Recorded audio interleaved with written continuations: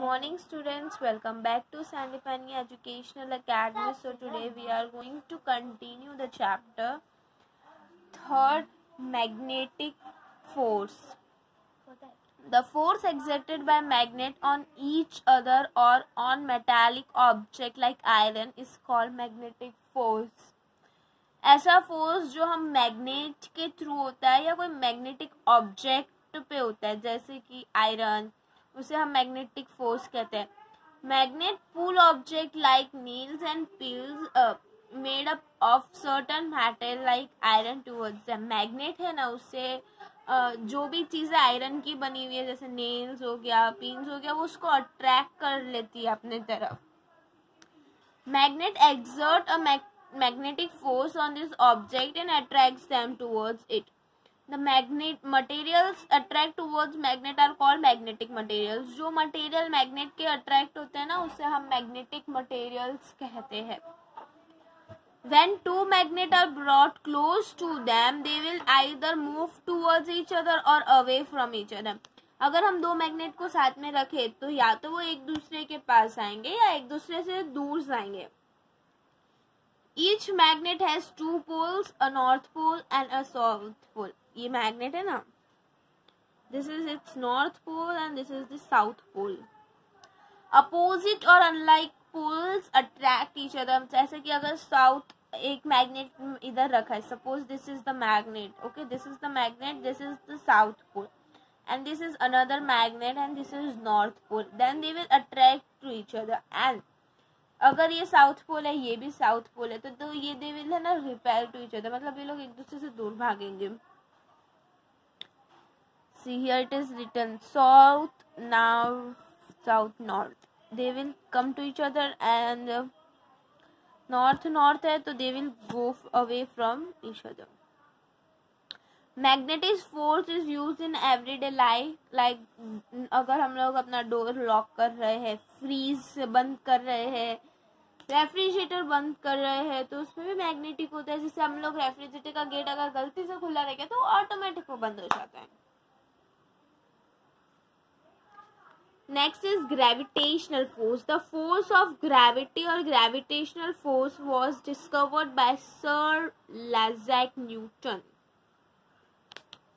Gravitational force है ना, वो न्यूटन ने करा था. And he observe that apple falling down a tree discovered that earth exert attraction on all object.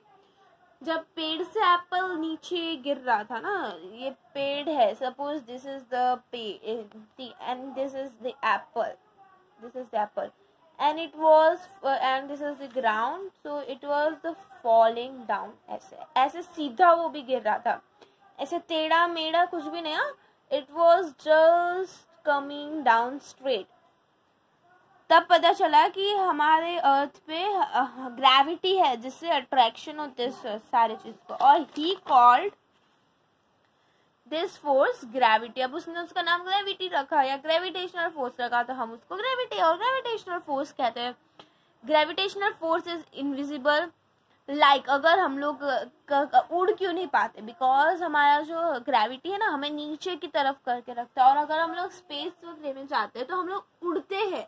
We can not stand, we can not walk, हम लोग उड़ते हैं. We need to fly only because there is no gravity.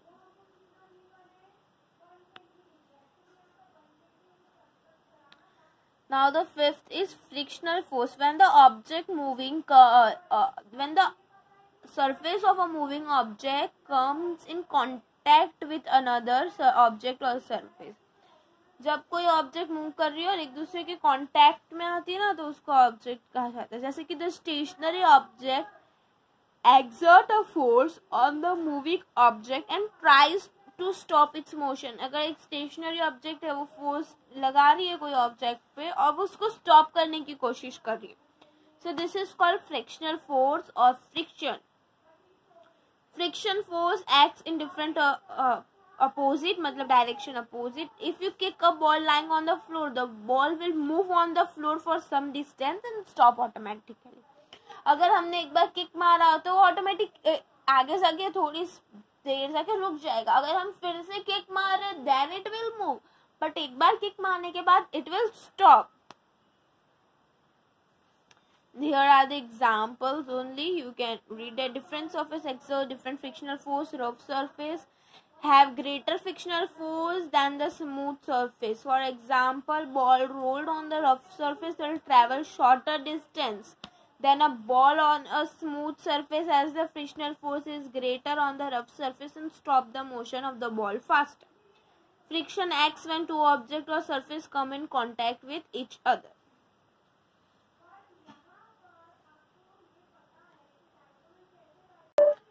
Electrostatic force. Certain substance develop surface electric charge due to rubbing this electric charge substance and can attract other particles or substance. The force of attraction produced due to the presence of electric charges or rubbing the surface of some substance is called electrostatic force. For example, if a plastic comb is rubbed against dry hair, it will develop electric charges on it. If this charge cone is brought near pieces of paper, it will exert an electrostatic force on the piece of paper, attracting them towards it. Electrostatic force is weak force and is obtained only when some substances are rubbed against each other. Rubber and plastic are the substances which develop electric charges when they are rubbed. So कोई ऐसे substance जिसमें electric charge हम लोग कोई चीज को रब करने की वजह से करते, like if you are having hair में ऑयल है और तुम उसको कोम को रब करो, okay, rub that comb in your hair, ऐसे कोम करो हेयर को, ऑयल हेयर को, और एक कार्डबोर्ड शीट पे तुम पेपर्स रखो and then rub that comb with the paper and then again take that comb और फिर से कोम को उधर रखो, then that paper will attract towards the comb. The force of attraction produced due to the presence of electric charge. जो attraction है ना, वो एक इलेक्ट्रिक चार्ज जो हमने रब किया होता है कोई सब्सटेंस को, उसकी वजह से होता है, उसको इलेक्ट्रोस्टैटिक फोर्स कहते हैं. जैसे कि अगर तुम प्लास्टिक कोम को अपने dry hairs not oily hair, dry hair में रब करो, कि it will develop electric charge on it. और अगर वो जो चार्ज कोम है तुम पेपर के पास लाओगे तो वो इसमें इलेक्ट्रिक फोर्स आ जाएगा और वो जो पीस ऑफ पेपर है ना वो उस पर अट्रैक्ट हो जाएंगे टूवर्ड्स इट. इलेक्ट्रोस्टैटिक फोर्स बहुत वीक फोर्स है, वो जनरली ऐसे होता नहीं है. वो कब होता है, जब दो सब्सटेंस को एक अदर के अगेंस्ट रब किया जाता है. मोस्टली ये कहाँ पे, रबर और प्लास्टिक जो सब्सटेंस है, जो रबर या प्लास्टिक सब्सटेंस है उसमें इलेक्ट्रिक चार्जेस बहुत जल्दी कैच करता है, और हम जब रबर प्लास्टिक को रब करते हैं तो हमें इलेक्ट्रोस्टैटिक फोर्स देखने को मिलता है. Now next topic is work and energy. The definition of work in science is not same as everyday life. Definition जो work की है ना वो science में same नहीं है जो तुम everyday life में करते हो. In science, work is said to be done when a force is applied to an object and the object moves by the applied force. Science की लैंग्वेज में वर्क का मतलब ये नहीं तुम सो रहे हो काम है, खा रहे हो काम है, घूम रहे हो काम है, that is not work, that is the daily life work. But in science language में वर्क का मतलब क्या है, अगर तुमने कोई ऑब्जेक्ट पे फोर्स लगाया है और फोर्स लगाने की वजह से वो ऑब्जेक्ट मूव किया है अपनी जगह से, then only it is work. For example, if we run from one place to another, we apply muscular force, okay, due to our legs move. If we push a heavy rock, then also we have applied force and अगर वो move हुआ then it is work. If it does not move then it is not work. In scientific term, work is to done because also the force is applied but the object do not move. ऐसे तो हमने force apply किया है तो work done है, but we do not, that object do not move, so it is not the work. The capacity of doing work is called as energy. There are two basic type of energy, kinetic energy and potential energy.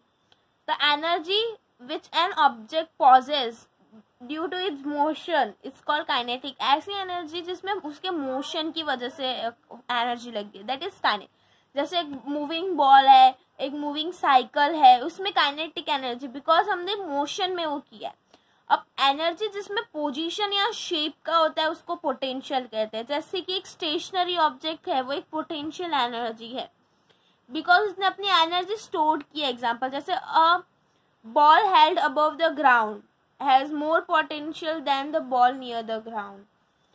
A ball held above the ground has more potential to the work than a ball on the ground, because जो ball हवा में वो गिरेगी then it is known as the work, but ground पे तो we need to make a force on the ground to move that, but अगर हवा में है तो हमें कोई force नहीं चाहिए, वो ऑटोमेटिक नीचे का ग्रेविटेशनल फोर्स की वजह से बॉल आने ही वाली है।